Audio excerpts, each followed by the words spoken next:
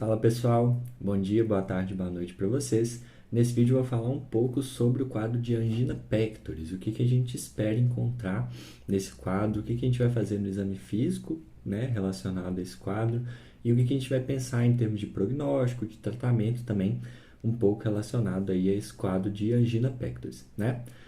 Inicialmente eu queria lembrar a todos, né, que esse vídeo ele é feito por um estudante de medicina, feito para estudantes de medicina, o que significa que eu estou utilizando uma referência específica para gravar esse vídeo, né? Então, assim, eu estudei relacionado aí a essa referência específica e vocês podem encontrar mais informações, né, na Sociedade Brasileira de Cardiologia também, que também vai enriquecer o estudo de vocês, né? Tudo que eu vou falar aqui nesse vídeo está relacionado com o Tratado de Medicina Interna do Harrison, tá? Foi o livro que eu utilizei para estudar e eu utilizei a 20ª edição dele, tá? Então, todas as informações passadas aqui nesse vídeo, eles estão no Tratado de Medicina Interna do Harrison, na 20ª edição, tá? Seção 7, que foi a seção que eu estudei para falar de angina pectoris, né? Então, pessoal, o que a gente precisa pensar quando a gente está diante de um paciente que a gente pode, né, que ele está com sintomas sugestivos de angina pectoris? Inicialmente, a gente tem que lembrar que a angina pectoris ela é um quadro gerado por uma isquemia transitória, né? Então, é um quadro transitório. Esse paciente ele pode ter a angina pectoris de forma crônica, ele pode ter essa presença, né, da angina pectoris de forma crônica, mas eu estou falando de um quadro transitório. Pode ser que esse paciente esteja no meu consultório nesse exato momento com angina pectoris? Sim, mas pode ser também que ele chegue para você assintomático e relate um quadro de angina pectoris, né? Ou que seja sugestivo de angina pectoris. O que eu posso pensar, né? O que eu vou procurar saber desse paciente para saber se ele tinha mesmo um quadro de angina pectoris ou se ele está realmente com um quadro de angina pectoris ou não, né? Eu vou procurar primeiramente ali a localização dessa dor, né? Então eu vou pedir para o paciente apontar para mim onde que ele está sentindo a dor, né? Normalmente no quadro de angina pectoris eu vou ter uma dor retroesternal, né? Ou uma dor precordial mesmo, né? Que vai doer todo o precórdio e aí fica um pouco até mais difícil da gente identificar, né, a origem dessa dor, mas a gente consegue ali por meio da caracterização geral dela, né? Então o cara ele vai dizer para você que ele está com uma dor ali nessa região que você vai entender como região precordial. Ele pode ter, né, irradiação, né, dessa dor, ele pode ter irradiação para ombro esquerdo, até mesmo para ombro direito, para face ulnar, né, do braço esquerdo principalmente, tá? Então você vai ter essa irradiação, pode ter irradiação para o pescoço, para a mandíbula, para o pavilhão auricular. Também ele pode ter essa irradiação, lembrando que eu estou falando de irradiação e não de dor referida, né? Porque a dor referida ela vai iniciar já num local onde aconteceria uma irradiação e não necessariamente partindo de um ponto específico ou de uma região específica e indo para essa região logo depois, subsequentemente, né? Então eu tenho que saber fazer essa diferenciação também, mas pode aparecer tanto como irradiação quanto como dor referida, né? Então eu tenho que saber identificar também esses quadros. Outra possibilidade de irradiação nesse caso seria então para a região epigástrica. E aí eu tenho uma lista extensa, né, de diagnósticos diferenciais que eu posso ter, né, que eu posso colocar ali para esse paciente quando ele refere dor epigástrica para mim. É o caso, por exemplo, de uma esofagite, de uma gastrite. Então eu tenho que fazer esse diagnóstico diferencial e essa investigação também relacionada a isso, né? Outra característica importante da angina pectoris, né, que vai estar presente num quadro sugestivo de angina pectoris, é que essa dor, né, e aí quando eu falo de angina pectoris, eu estou falando de angina estável, tá? Especificamente da angina estável. Eu estou falando então de uma dor, né, de um quadro que vai piorar com o esforço, ou que vai ser desencadeado pelo esforço, ou desencadeado por emoções, né, emoções fortes como raiva, tristeza muito forte, né? A pessoa pode ter então desencadeamento desse quadro de dor torácica, né? Que ele vai chegar para você dizendo que está doendo o peito, né? E você vai tentar identificar as características dessa dor. Uma dessas características é essa, né? Se iniciou no esforço, se iniciou com uma emoção muito forte e que normalmente vai melhorar no repouso, né? Então, geralmente a pessoa que está tendo um quadro de angina estável típica, eu vou encontrar então uma melhora no repouso, né? Uma característica interessante também que envolve a epidemiologia que a gente pode levar em consideração nesse caso é que em homens, né, abaixo de 50 anos, né, a gente vai encontrar sintomatologia mais específica, mais típica, né, de angina estável. Nas mulheres, quando tem ali uma doença isquêmica, né, coronariana, que está trazendo realmente esse quadro de isquemia transitória, né, na mulher, geralmente esse quadro ele vai se apresentar como um quadro de dor atípica, né? Ou seja, ela vai apresentar para você um tipo de dor que não está relacionada com a caracterização da dor de angina, né? Mas que está relacionada com um quadro isquêmico. O que eu posso pensar, além de todos esses fatores que eu falei, para pensar em angina, é também a caracterização do tipo da dor e da intensidade dessa dor, né? Então, normalmente, o paciente que está com o quadro de angina pectoris, né, ele vai dizer para você assim, olha, eu estou tendo uma dor em aperto, uma dor em peso, uma dor que vai estar realmente relacionada ali com a dor em aperto. Se você tiver um quadro ali com a pessoa com dor em queimação, dor em facada, dor pontiaguda, você já está falando de um quadro um pouco mais atípico, né? E isso você pode encontrar, inclusive, né, nas mulheres ou em pessoas que têm diabetes, né? As pessoas que têm diabetes, elas também vão ter sintomas ali inespecíficos e sintomas atípicos relacionados à dor torácica que você pode até pensar em descartar a angina pectoris, mas você não vai, porque você sabe que em mulheres e em pessoas que tem, né, a diabetes mellitus, é mais comum de não ter, né, um quadro típico ali de angina pectoris quando está tendo um quadro de isquemia transitória, né? Então, isso aí é um ponto que a gente tem que levar sempre em consideração para a gente não descartar, né, um diagnóstico que pode ser o diagnóstico daquela pessoa por conta ali de uma descaracterização de sintomatologia, né? Então, tem esse ponto aí que a gente tem que prestar bastante atenção, né? Uma coisa interessante é que, assim, a gente tem a angina estável, e essa angina estável, ela vai estar relacionada ali com uma angina que melhora com o repouso, né?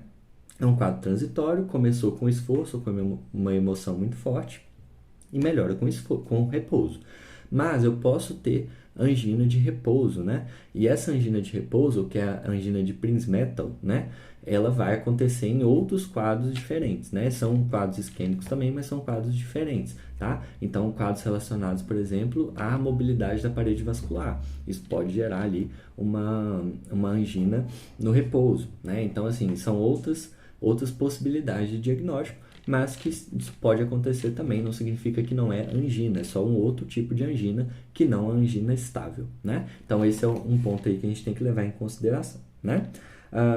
Geralmente, assim, né, o quadro de angina estável, ele vai ter uma melhora com o repouso, mas existe uma outra possibilidade também que a gente pode fazer, e normalmente a gente vai fazer as duas em associação, que seria o repouso, né? Se o paciente estiver chegando para você nesse exato momento com angina, né, ou com uma dor que parece uma angina estável, você vai fazer com que esse paciente fique em repouso e você vai dar nitroglicerina sublingual. Por quê? Porque normalmente um quadro de angina estável, ele vai durar em torno de 2 a 5 minutos, ou de 3 a 5 minutos, de acordo com o porto, né?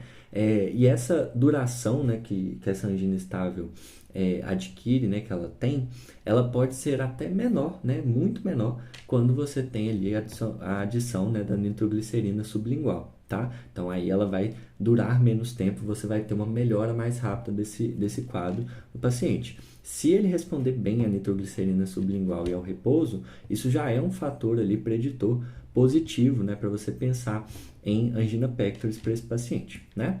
Quando a gente vai pensar em doença cardiovascular, a gente vai caracterizar e classificar essa doença cardiovascular de acordo ali com o esforço que esse paciente pode fazer, né, o nível de atividade física que ele tolera e se isso está atrapalhando ou não, né, a vida dele ali nas atividades diárias dele, né? Existe uma tabela, existe uma classificação que a gente utiliza, que é a classificação de NYHA, né? NYHA de New York Heart Association, né? Ou seja, esse quadro de NYHA, a gente vai classificar, né, os pacientes dentro da NYHA pensando no nível de atividade que ele consegue fazer tendo uma cardiopatia, tá? Então, é uma pessoa que tem uma doença cardiovascular e essa doença cardiovascular dele pode ou não afetar o nível de atividade física que ele consegue aguentar, né? Então, o paciente que ele vai ser classificado como NYHA 1 é um cara que tem a cardiopatia, mas ele não tem acometimento ali da sua capacidade de fazer atividades físicas, né? E quando eu falo atividade física,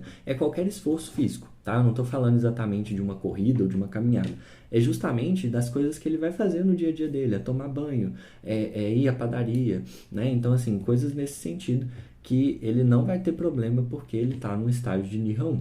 Se ele tiver graduado ali no estágio de NIRA 2, aí ele vai ter uma limitação leve dessas atividades, tá? Mesmo tendo a cardiopatia, ele já tem uma limitação leve dessas atividades e vai ser um paciente que vai sentir um conforto no repouso, ou seja, ele não vai ter nenhum tipo de quadro, nenhum tipo de sintomatologia no repouso. É o caso, por exemplo, de um paciente que está tendo uma angina pectoris clássica, estável, né? Que a gente vai pensar em uma dor típica, né? Esse paciente que tem essa angina estável, ele pode sentir essa angina aos esforços moderados a maiores esforços, né? E essa angina dele melhorar com o repouso, né? Então, ele seria classificado ali no NIRA 2.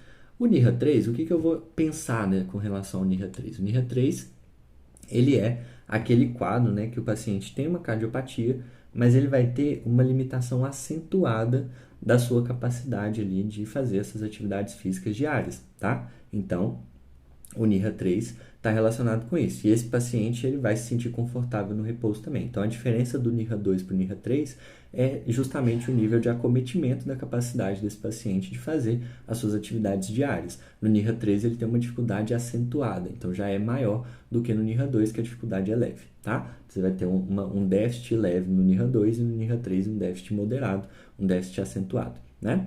E no NIRA 4, você já tem a incapacidade. Então, o cara não consegue fazer essas atividades diárias, né? Atividade de vida diária. Ele não consegue fazer isso. Por quê? Porque a cardiopatia que ele tem, lembrando que o NIRA, a gente está falando de pessoas que têm uma cardiopatia, né? Então, é necessário que ele tenha uma cardiopatia para a gente classificar ele dentro do NIRA, né? Então, ele tem uma cardiopatia incapacitante, né? E que não necessariamente vai melhorar, né? Aqueles sintomas dele não vão necessariamente melhorar no repouso. Porque lembra que eu comentei com vocês que existe, né? Um nível de angina, né? Que pode acontecer no repouso, né? Que é a angina de Prinzmetal, né? Então, a gente tem essa possibilidade aí para o paciente que tem uma cardiopatia e é classificado aí no NIRA 4, tá? Então, esse é um ponto aí que a gente tem que considerar muito bem, tá? Beleza. Aí, o que a gente vai pensar agora, né? A gente vai pensar que existem alguns fatores ali que são fatores que, se tiverem presentes nesse paciente, eu posso caracterizar esse paciente como um risco um pouco maior para ter realmente uma angina estável, para ter realmente um quadro ali de isquemia transitória, uma doença isquêmica, né? Esse paciente, se ele for do sexo masculino, isso é um ponto que faz diferença, né? Os homens têm mais incidência, né? Prevalência de doenças cardiovasculares relacionadas à isquemia e principalmente relacionadas à angina pectoris, né? Angina pectoris. Normalmente o homem vai apresentar um quadro um pouco mais característico, né, da angina pectoris, então esse é um ponto importante, né, da gente levar em consideração. Mulheres pós-menopausa, porque lembrando que depois da menopausa a mulher começa a ter um declínio da sua atividade cardiovascular, um declínio da sua capacidade cardiovascular, e isso acaba acarretando maiores quantidades, né, maior prevalência, maior incidência de doenças cardiovasculares nas mulheres, ou seja, as mulheres depois dos 55 anos, 60 anos, elas já começam a ter um risco cardiovascular um pouco maior, justamente por essa questão hormonal de fato, né? Então a gente tem que acender uma luzinha vermelha ou pelo menos amarela quando a gente vai atender uma mulher acima de 60 anos, né? Que ela já tem uma possibilidade maior, né, de desenvolver esses quadros, e também a idade avançada, né? Então indivíduos acima de 80 anos, por exemplo, eles já têm um risco cardiovascular bem mais alto, né? E principalmente nesse caso aqui relacionado à angina pectoris, a gente vai encontrar muito mais nessas pessoas. Então, homens, né? Mulheres acima ali da idade da menopausa, né? Ou seja, mulheres pós-menopáusicas e pessoas idosas, né? Então, a gente já vai considerar ali um risco um pouco maior e a gente vai poder fazer uma prevenção maior também. A gente deve fazer uma prevenção maior nesses casos, né? Uma outra possibilidade, né, de quadro que a gente pode encontrar é, por exemplo, um paciente que tem todas as características sintomatológicas, né, semiológicas de uma angina pectoris, ele tem ali a dor torácica dele, tudo mais, que vai acontecer com esforço, melhora com repouso. Nesse caso, né, nessa clínica, você já pensaria em uma doença isquêmica, mas a nível de exame laboratorial, exame de imagem, esse paciente não tem alteração, né? Ele não tem alteração no ECG dele, nem no repouso, nem no esforço. Ele pode ser um paciente que vai se apresentar dessa forma para você. E aí, quando você tiver um paciente se apresentando dessa forma, você vai pensar em doença microvascular, né? E a doença microvascular, ela tem ali uma característica, então, né, nesse caso, de a clínica não bater com os exames laboratoriais, né? E aí, o que você vai fazer para esse paciente? Você vai fazer um tratamento medicamentoso para ele, até mesmo para ver realmente se ele tem, né, uma doença microvascular. Você precisa ali introduzir beta-bloqueadores, bloqueadores de canal de cálcio, nitratos, né? Estatinas e inibidores da enzima conversora de angiotensinos e ECA. Tá? Então, esses medicamentos aí, eles seriam interessantes para pacientes com doenças microvasculares, tá? E não macrovasculares, como é o caso da doença aterosclerótica grave, né? Que poderia gerar uma isquemia transitória, que poderia gerar uma angina pectoris, né? Então, a gente vai pensar nesses pacientes também como uma possibilidade, né, da gente encontrar, né? O caso da minoca, né, por exemplo, é um quadro aí de doença microvascular que a gente vai encontrar nos consultórios, né?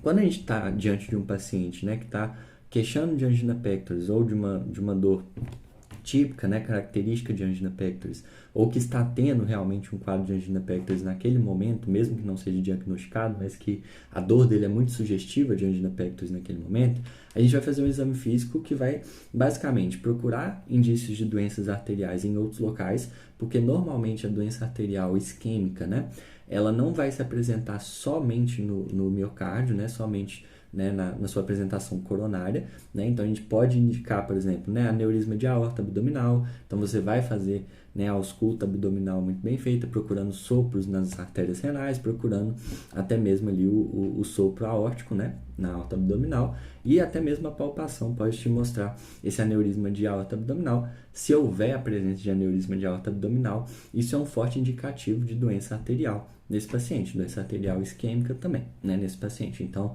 é uma forma da gente identificar no exame físico, né? Outra forma seria o frêmito das carótidas, né, para você identificar presença de sopros, né, principalmente na válvula aórtica. Então, você ausculta o paciente, você identifica um sopro. Provavelmente você vai encontrar um frêmito de carótida nesse paciente também, por causa desse turbilhonamento sanguíneo gerado pelo sopro, né? E aí você vai perceber esse frêmito aí nas artérias carótidas também. Então você precisa procurar esse frêmito de carótida. E também uma outra possibilidade, né, e você vai ter que procurar isso no exame físico, seria relacionado ali aos pulsos de membros inferiores. Se houver redução dos pulsos de membros inferiores, ou seja, redução da percepção desses pulsos de membros inferiores, isso também é um forte indicativo de doença arterial isquêmica, tá? Então, esses indícios eles já te mostram que esse paciente pode estar realmente com um quadro de doença arterial coronariana, né, causando essa isquemia que pode gerar essa angina pectoris, né? E aí a gente pode fazer esse rastreio de uma forma um pouco mais específica, né?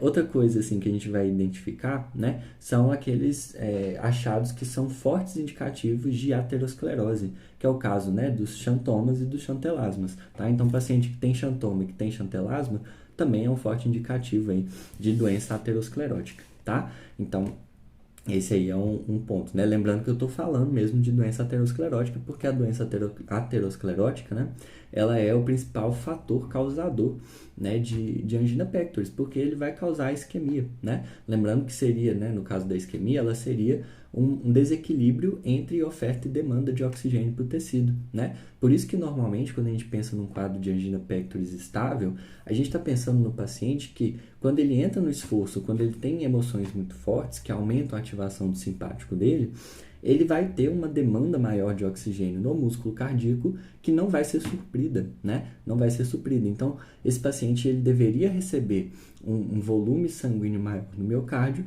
mas por conta de obstruções geradas pelas aterosclerose, né, pela doença aterosclerótica, esse paciente não recebe, né, no miocárdio dele, ele não recebe a quantidade de oxigênio que ele necessitaria, e isso altera o microambiente do miocárdio, né, liberando prostaglandinas, catecolaminas, nucleotídeos, né, substâncias que vão reduzir o pH daquele microambiente ali do miocárdio, o que altera bastante a função do miocárdio como sincício, né? O coração, a gente sabe que ele é um sincício elétrico, né? Então, todas as regiões ali do miocárdio, elas têm comunicação entre si. E essa comunicação entre si, ela é muito importante para garantir uma contratilidade coesa do coração.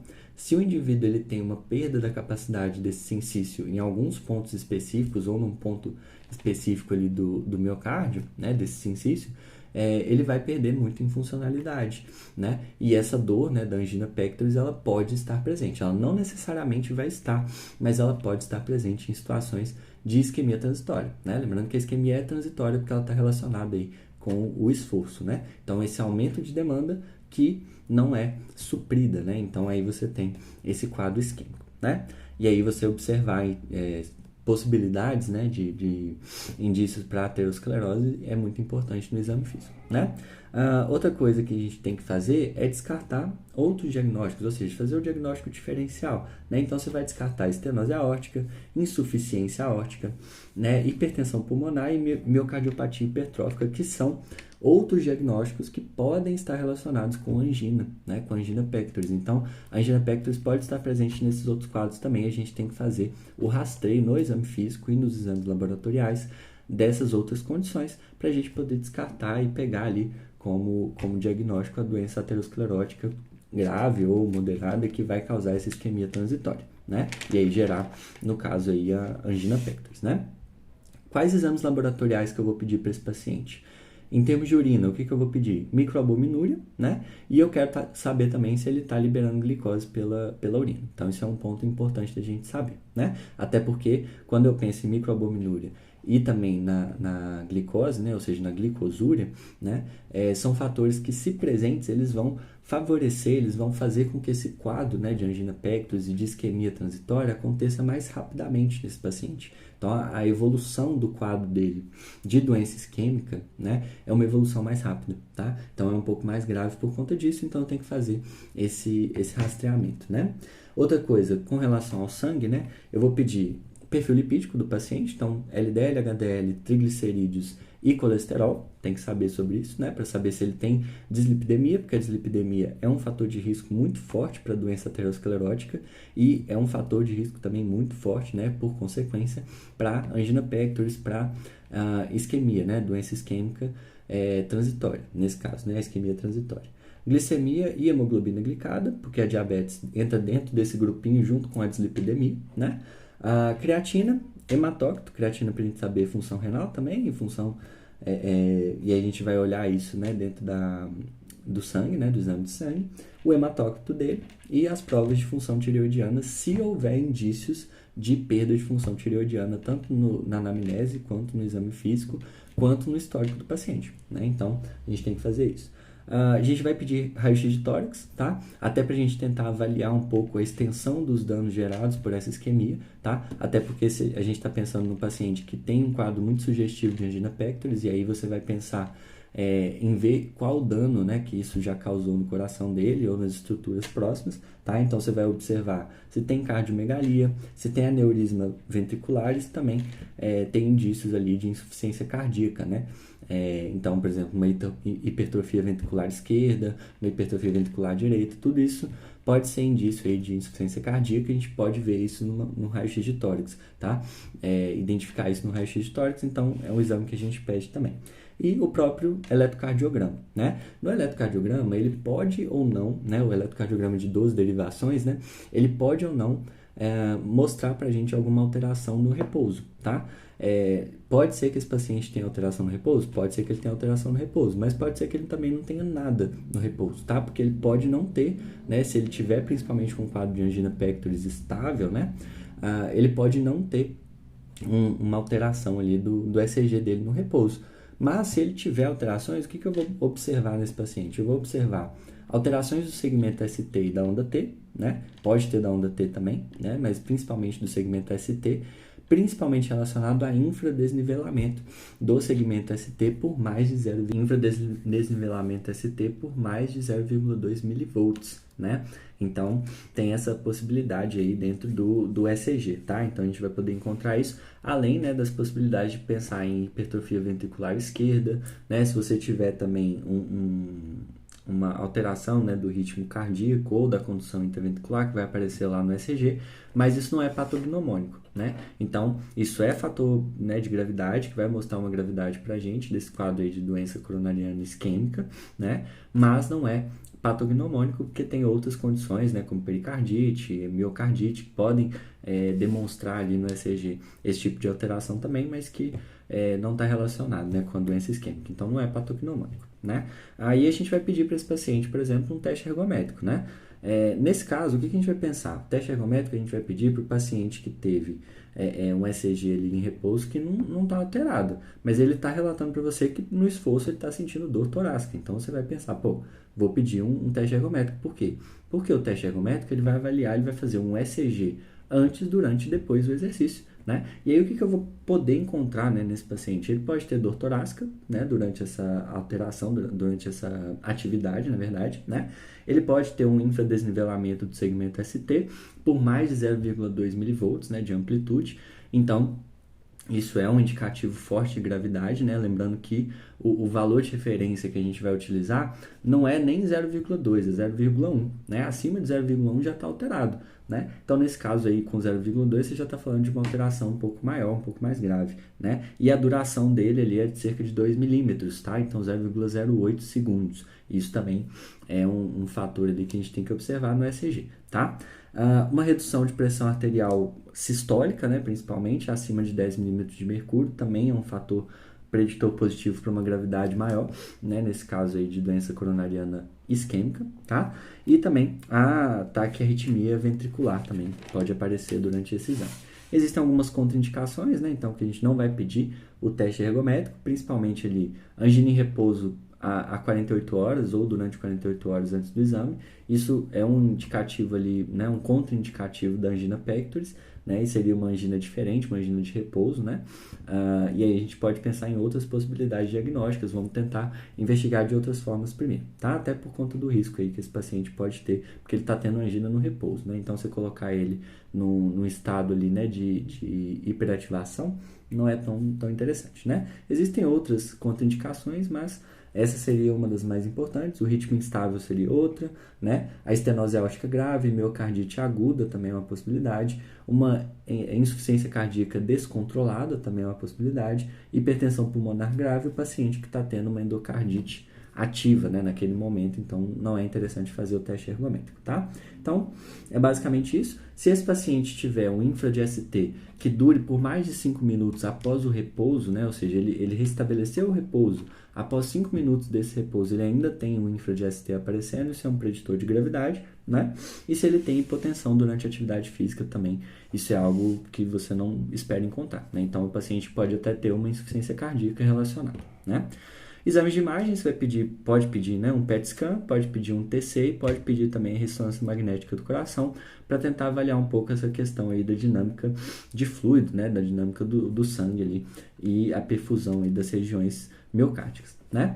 Outra possibilidade é a coronária... Nossa, desculpa, gente, esse nome é muito grande, né? Vamos falar cateterismo, tá? O cateterismo, ele também é uma outra possibilidade. Eu vou indicar esse cateterismo para quem, especificamente, né? Para pacientes que têm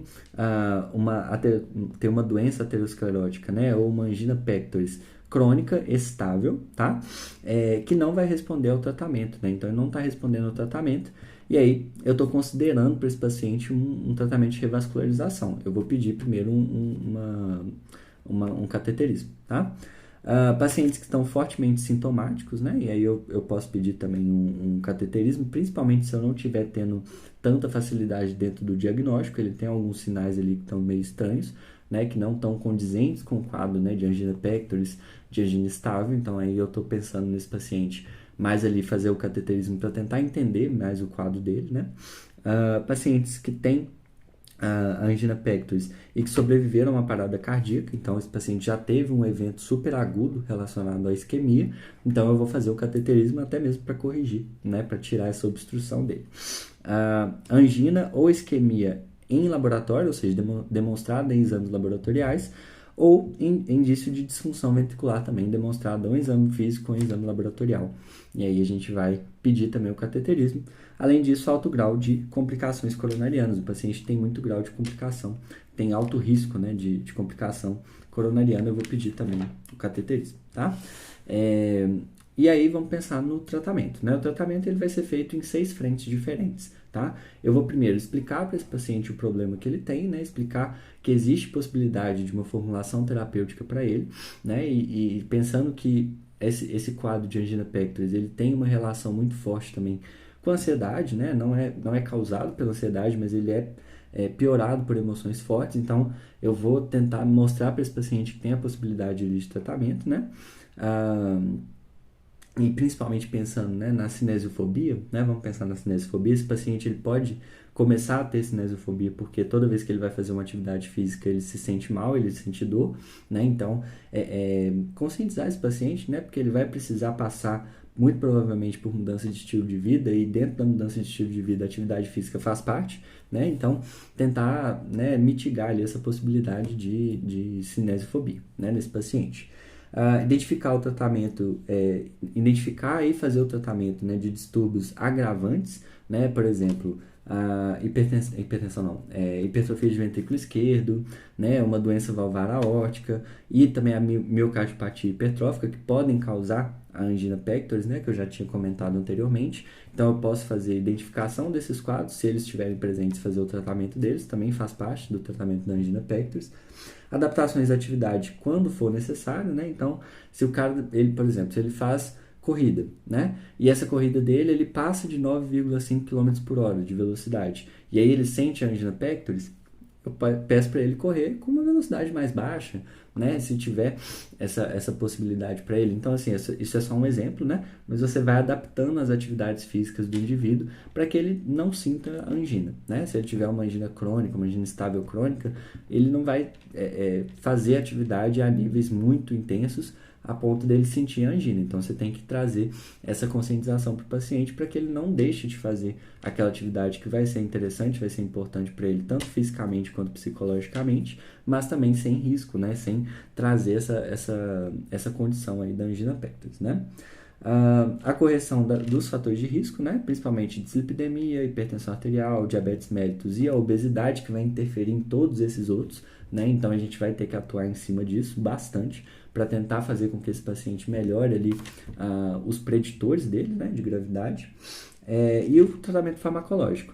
Como que é o tratamento farmacológico? É nitroglicerina, né, os nitratos que vão gerar ali uma alta vasodilatação, né, que vai diminuir bastante ali, né, o volume diastólico final do ventrículo esquerdo, né, que é um fator também interessante, vai diminuir a PA, e aí você vai ter então uma redução da tensão da parede miocárdica, né, e por ter uma redução da tensão da parede miocárdica, você acaba tendo um fator que vai diminuir a necessidade de oxigênio da parede miocárdica. Então, você está inibindo a isquemia transitória, você está inibindo a angina pectoris, né?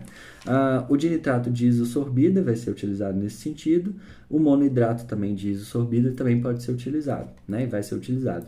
Os beta-bloqueadores, principalmente os cardioseletivos, ou seja, aqueles que vão atuar em cima do beta-1, né? Do receptor beta-1, é o caso, por exemplo, do atenolol, né?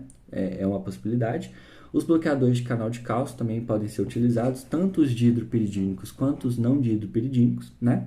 E o AS também vai ser utilizado, mas o AS ele tem aquela questão, né? Se a pessoa tiver uma hemorragia digestiva, se a pessoa tiver uma condição que causa hemorragia digestiva, né? Melhor dizendo, uma dispepsia ou até mesmo alergia ao medicamento, você não vai utilizar. Mas fora isso, na maior parte das pessoas você vai utilizar o AS, que ele traz ali uma boa resposta, até mesmo como fator protetor realmente, né, contra a doença aterosclerótica, né, grave, né? Então a gente vai fazer a utilização desses tratamentos, tá? Bom, pessoal, era isso que eu queria comentar com vocês, né, sobre angina pectoris, né? Lembrando que todas essas informações faladas no vídeo, elas estão lá no Tratado de Medicina Interna do Harrison, né, 20ª edição, na seção 7. tá? Foi lá que eu estudei essa condição, tá? Então, caso haja alguma dúvida com relação ao conteúdo, podem ir lá, né, no Tratado de Medicina do Harrison para tirar essa dúvida, né? As informações passadas aqui foram retiradas de lá, então, com certeza, a dúvida de vocês assistindo esse vídeo vai estar lá com a resposta, tá? Muito obrigado pela atenção de todos e até o próximo vídeo. Valeu!